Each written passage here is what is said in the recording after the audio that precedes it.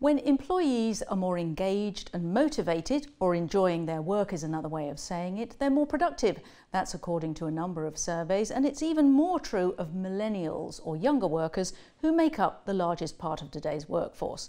But almost half of people have never been asked about their working experience by their employers. So what should businesses be doing? Well, to find out, let's meet Paul Burrin, Vice President at Sage People, part of the Sage Group. I'm Sarah Lockett. Welcome to the Business Debate.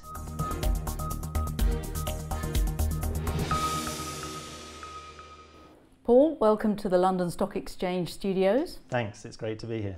So why is it important that the people who work for you are engaged?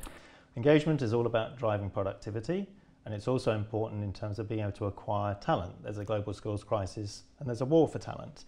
And engagement is all about productivity. Get great experiences, you drive engagement, you drive up productivity by a factor of 2 in terms of revenue growth and by a factor of 4 in terms of profit per employee. And so what is it that companies need to know about their employees and why? Companies tend to know more about their customers than they do their people. Ultimately, the value that HR can bring to a business is really providing more information about talent, about their people, understanding who they've got, what skills they have, and critically, what are the opportunities they're going to need to fill going forwards. And so people need to be enjoying their work, do they? Not just enjoying it, but what you're really trying to do is to get alignment between what motivates people, what their skills and passions and interests are, and the work that needs to get done. But would you say there are some boring tasks that need to be done? You know, cold calls need to be made, data needs to be inputted, and don't people just have to get on with it?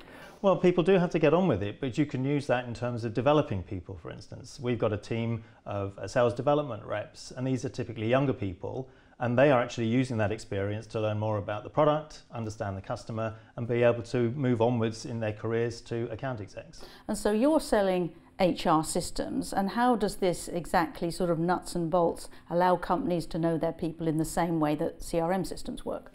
Well, just like CRM systems were bought 10 years ago or more by companies, and still are, businesses are now recognizing the need for these sorts of systems for people.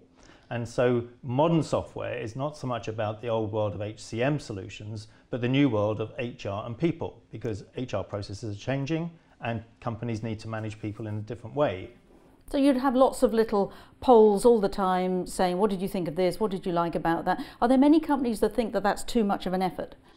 Well, traditionally, companies have done these annual surveys, and typically that hasn't changed anything. We can see that in terms of the engagement stats. Only 1 in 3 people are typically engaged. That hasn't changed for years. Productivity growth is flat or on a decline. So they need to do something new. They need a new approach. And products like Sage People, which is part of Sage Business Cloud, enable companies to address these sort of continuous conversations and find out more about people. And do you think we're starting to hear this phrase people science? What does that mean to you? So just as businesses have deployed data analysts and data scientists for a long time, we're now seeing these sorts of roles apply to people. So you've got people analysts, people scientists, and the whole experience is around people science. And how much do you think that this is changing HR's role as a whole? Because by finding out things about the workforce, you might decide to maybe change processes or something like that? Well, during the 1980s, we saw a shift from personnel to HR, and we're now seeing a shift from HR to people. So processes are changing and HR is changing. So new skills are coming in. So whether it's people scientists and people science, or whether it's better marketing and communications, or whether it's neuroscience or behavioral psychologists, there's a whole raft of new skills, and HR is now evolving to take some of these on board. So a really exciting time. Very exciting. Well, Paul, thank you very much for that. Thank you.